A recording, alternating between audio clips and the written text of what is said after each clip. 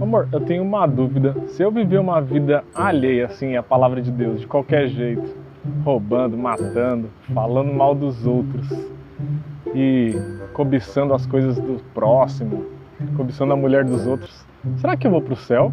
Não.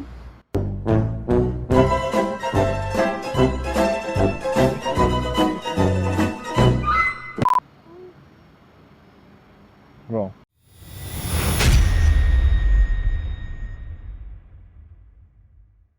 Shalom, povo de Deus, sejam bem-vindos a mais um vídeo aqui do canal. Eu quero te desejar uma excelente semana e você tenha uma semana abençoada. Você que não é inscrito no nosso canal, se inscreva nesse canal, faça parte. Vamos levar a palavra do Senhor por todos os cantos dessa terra. Já vai deixando aqui o seu joinha nesse vídeo, porque eu tenho certeza que você vai curtir o conteúdo desse vídeo aqui. Eu venho falando aqui no canal em vídeos anteriores sobre o caráter de Deus, que de fato Deus é um Deus bom, que Ele é um Deus eternamente misericordioso, que Ele ama a sua criatura, Ele deseja inclusive que todos nós sejamos salvos, e tudo isso é literalmente indiscutível. Mas existe uma coisa que nós não podemos esquecer, que é sobre a santidade de Deus. Por mais que Ele seja bom, misericordioso e que seja o próprio amor, Ele jamais irá compactuar com o pecado, Ele jamais aceitará o pecado nas nossas vidas. Ele ama o pecador, Ele não ama o pecado. Então Ele nunca irá compactuar com o pecado. Então é impossível que alguém que não viva em santificação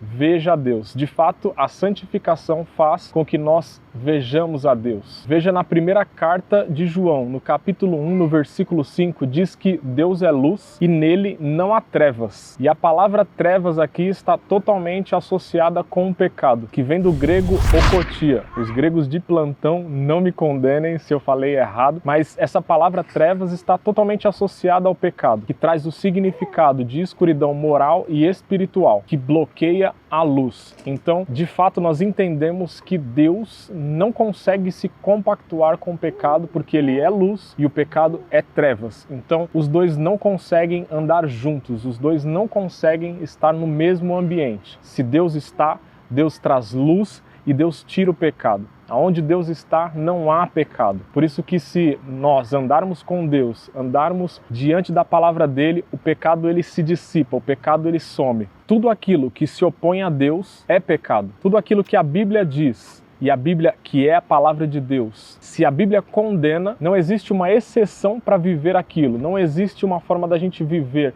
um determinado pecado tendo como exceção. Não, pecado é trevas e isso afasta de Deus. E aí você poderia até me dizer, não, tudo bem, Renato, eu não sou uma pessoa que anda em pecados, que vivo cometendo pecados, eu sou certinho, eu sou uma pessoa que anda direitinho, minha mãe, meu pai, os meus pais me ensinaram a viver uma vida correta. Sim, mas eu continuo afirmando que a salvação não é por obras, a salvação é pela fé em Jesus Cristo. Jesus literalmente pagou o preço e isso não entra em discussão. Não é uma vida piedosa que vai me levar para o céu, mas sim a fé em Jesus Cristo. Mas isso de forma alguma me dá o direito de viver uma vida alheia à palavra de Deus. Veja em Romanos, no capítulo 3, no versículo 31, que diz assim: anulamos, pois, a lei pela fé? De maneira nenhuma. Antes estabelecemos a lei. Então nós jamais anulamos a lei. E sim, nós estabelecemos a lei quando nós andamos em santidade. Então, obedecer a palavra de Deus, obedecer às ordenanças de Deus, isso não faz com que nós anulamos a lei. Não, nós estabelecemos a lei pelo nosso comportamento, por nós andarmos em fé, em santidade pela fé. Porque se você achar que é certo viver de qualquer forma, você já quebra o primeiro princípio da lei de Deus, que é viver em obediência. E se você anda em desobediência, você automaticamente está em trevas. E se você está em trevas, você está distante de Deus. Então aqui nós já conseguimos concluir muitas coisas. Por isso, nós não devemos viver de qualquer forma. Deus é santo e é necessário que aquele que se aproxima dele ande também em santidade, seja santo.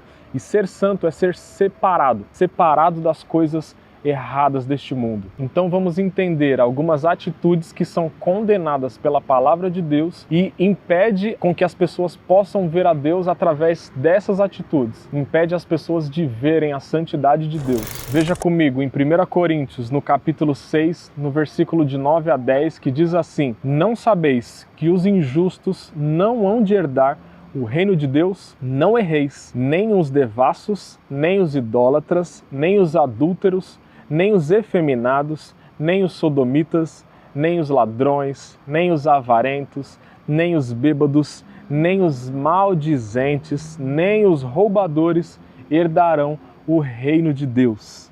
Devemos viver separados dessas coisas. Fuja, como diz minha sogra, fuja, suma, corra, fuja da aparência do mal. Seja santo, e ser santo é ser separado. Esse é o significado da palavra santo. Lá em 1 Pedro, no capítulo 1, no versículo 15 e 16, diz assim: Mas, como é santo aquele que vos chamou, sede vós também santos em toda a vossa maneira de viver. Porquanto está escrito: sede santos como eu, o Senhor, sou santo. Veja mais esse versículo comigo, Hebreus no capítulo 12, no versículo 14, que diz assim: Segui a paz com todos e a santificação, sem a qual ninguém verá o Senhor sem a santificação. E para andar em santidade, você não precisa ser religioso, você não precisa ser quadrado, você não precisa andar com um estereótipo totalmente amoldado a uma religião para andar em santidade. Santidade vai muito além disso. Santidade está no seu coração. Do que adianta você andar com uma roupa cobrindo o seu corpo inteiro e o seu coração está parecendo um sepulcro caiado? Do que adianta você ter uma aparência santa e no seu coração, nos seus pensamentos, estão pensamentos totalmente sujos, alheios à vontade de Deus, alheios à palavra de Deus. Por isso a santificação precisa estar no seu coração. É no seu coração que Deus está vendo. É no seu coração que você tem que deixar o Espírito Santo trabalhar. Por isso, ande de forma a obedecer a palavra de Deus. Não deixe que os pensamentos desçam até o seu coração. Isso é andar em santidade. Tome conta do seu comportamento, orando e vigiando a todo momento, porque em breve o nosso Senhor voltará para buscar uma igreja em santidade, em santificação, porque Ele é santo. Eu quero que você fique na paz do nosso Senhor Jesus Cristo. Seja abençoado na prática dessa palavra. Nós nos vemos na semana que vem.